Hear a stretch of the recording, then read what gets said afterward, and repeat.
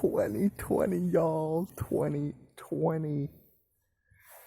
You know, back in 2020 hindsight, and I meant then the year 2020, but back in 2020 hindsight, when I was younger, when I was like 10 years old, on the Oval in the primary school in Australia, I remember just standing still one time and going, what's wrong with them? Like, I was looking at all the kids playing and how unconscious people were. And I remember saying to myself in my head, and sort of like under my breath, so in words like this, I was like, what's wrong with them? Why are they like less conscious? It was something like that I said. I could see it on people. So this was the first time I saw organic portals.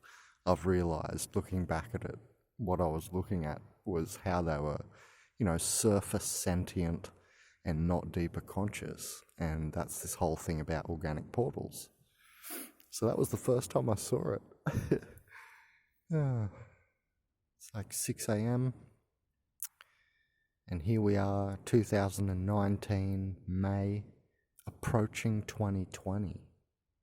Now, also I remember, right after I thought that on the Oval at primary school, when I was like, oh, what's wrong with them? And looking at people's unconsciousness, the kids playing amongst me. I was 10 years old and I was just thinking, I just froze and I went, I was just looking at them and I could see it. I was like, what's wrong with them? Why are they so unconscious? I said something exactly like that. And then straight after, I realized there was going to one day be a revolution. I remember that part didn't come out in English. That was just the little voice in my head, like the higher self. The faint higher self noise said straight after that, one day there's going to be a revolution. Once I saw, this moment of, these kids and how unconscious it all looked, and I was just thinking about people and, all the people I've talked to in my life up until that point at 10 years old, and it sort of hit me on that Oval that one day. We were playing, and then the next thought was, one day there's going to be a revolution. And basically that's what 2012 was. I felt the energy, and so it has come finally. But I had the idea that there was going to be an end. Yeah, like when I was 10 years old, that same moment. This was all a string of epiphanies when I was 10 years old, one day on the Oval at Mooloolaba Primary School in Sunshine Coast, Australia. Oh, such an awesome place to grow up. It's really nice. And compared to most places in the world today, it was very safe. I look around today and the world is just going into chaos.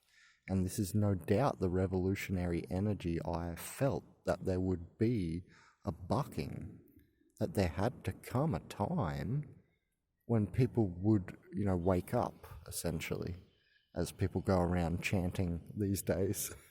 Chanting, wake up, wake up. We're chanting this to each other. We come up with some good information and then we string on the end the segue of wake up. I'm so awake, so you should wake up too. But, it's interesting. At 10 years old, I saw this whole energetic revolution coming. It was that I saw the energy of what we are in now. The apocalyptic energy, the eschatonal energy of 2012, and now further this apocalypse for the next 70 years, 11-year solar cycles. So it's going to be pretty interesting. And we can already see, half of the world's population is walking themselves into self-destruction via the old ego foreign mind installation and compromised mind. And then there's, people like me who we are like the green shoots. Imagine the world as a forest, and that, you know, the old growth trees are toppling, a lot of them, and so they give a sort of clearing in the canopy. But before that comes is the toppling, and you might be one of 100 little saplings, seedlings in the way of a big redwood that goes down. A big redwood tree then rolls down the hill, maybe, you know, and takes out maybe 1,000 newborn seedlings like me or something, you know. Seedlings of the new world is what I mean, that we're changing into now, because we're in the birth canal now. Obviously everything is very bloody. We're in the birth canal, we're going to space, you know. We're still within the womb of the earth. We're in the atmosphere still, protected from cosmic radiation, or protected from whatever there is after the birth, you know. But yeah, when I was 10 years old, I felt this energy coming, and I also, maybe a few years later, you know, when I was grown up a little bit more, maybe I was 12 or something, 12 years old or something like that, or maybe 13, I don't know. But around that time, I remember thinking or realizing, you know, via things like the Jetsons cartoon, which, interestingly enough, in Spanish here, in Uruguay, they call it supersonicos. And supersonicos sounds like a very futuristic concept, right? Sounds more futuristic than the Jetsons, you know. That doesn't sound nowhere near as futuristic as supersonicos, you know. Like, I always imagined the word sonic as a futuristic word, you know, like hypersonic planes, and they're coming about now too. So it's clear we are now in the official future. From back in the 90s, you would see now, and it's the future. You got your laptop and all this, you know, and all these complex phones, and soon the phone is going to fly. They'll make it fly, and you can have it flying around your head, so you don't need to touch it, and it can talk to you and take your orders to program all your robots. So we're clearly in the transcendental future, and I call it transcendental because that part I added on from the eschaton. The eschaton was super transcendental, you know. This transcendental object beneath the surface, moving humans like a magnet on, you know, beneath paper, moving iron filings. Pretty similar. And so, you know, anyway, I just wanted to say that we're approaching 2020 now, and it's the future. There is no more, you know, fucking around that you're religious and you know, that's frequency control. It's not you're a good person believing in good stuff. Like that mirage, that complete illusionary mirage, I would have thought is completely lifted off religion by now, by anybody who can see, who has, you know, real eyes to realize, or the third eye switched on, the mind sight vision. You would just see religion now as frequency control. Look at all the people in control. Okay, maybe not every pastor is dark inside, you know, and there's some good guys there. But the whole thing as a thing is frequency control. And it's the same thing with like business. You just see business now as no empathy. Those people must just have their vagus nerve switched off. You know, they've been traumatized too much. Their vagus nerve is just switched off. And, you know, you can see all these things now. We've got the onset of flying cars. You know, we have the onset of actual flying cars now. It's the future. So it's 2020. It's like full 3D, 5D Earth dichotomy, and it's got a lot to do with vibration.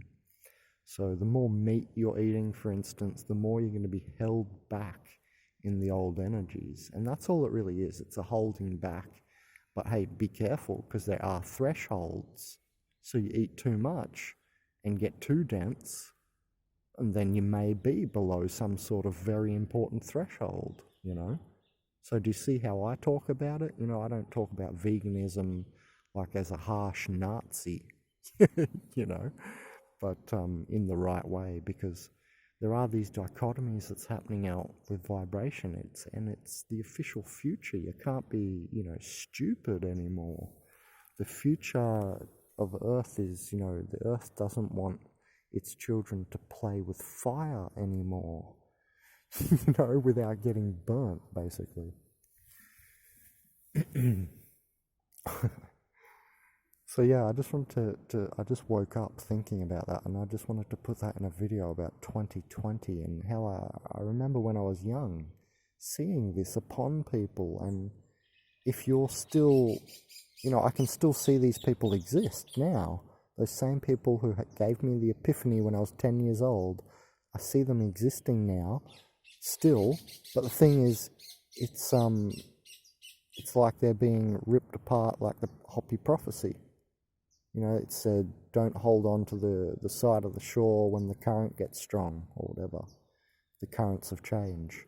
So people are going to be ripped apart like that now, and their lives are being ripped apart because they've hugged the system. They held on to the shore while the river flow of change is happening, into the new world and into the new, systematics of a 5D Earth, of moving in a fifth dimensional fashion. And one way I do think that is easy to see is by everyone, there's going to be no difference in one side or the other. Everybody's going to take on all roles. And even I remember that Zeitgeist movie in 2008 came out with the whole idea of moving through different jobs, and and we're already doing that, right? We already don't have, or a lot less people have, those 40-year, 50-year career sort of lives. And that's just going to become more and more, musical chairs of jobs, I guess. Especially with the robots coming now, And we should be switching to renewables more. Please. So we've got to push for this. There's no ability to be stupid anymore, I'm not saying sea level rise is happening and that's why you've got to do it. That may be happening too. But the point is just the way the world is getting. Don't you see just the way the world is getting with no real outside interference? Just in our own devices of our own stupid economic system, negative economic nightmare. Just via our own devices, we're fucking shit up. That we're shitting in our own nest. There's the Great Pacific Ocean garbage patch that twice the size of Texas now, and all this stuff, So I mean, we're at this turning point now, and it's great. We've got all sorts of NGO organizations cleaning up the planet, and humanity's immune response is active. It's like we're an immune response to keep us alive. But yeah, I just wanted to really emphasize the part of the 2020. Don't hold on to these people. You can't hold on to them. It's not the way. Don't hold on to them. Look, the amount of pain that is going to be endured by any individual is the amount they are holding on. Do you understand? The amount of outside focus that the being has points to the amount of pain that will be endured.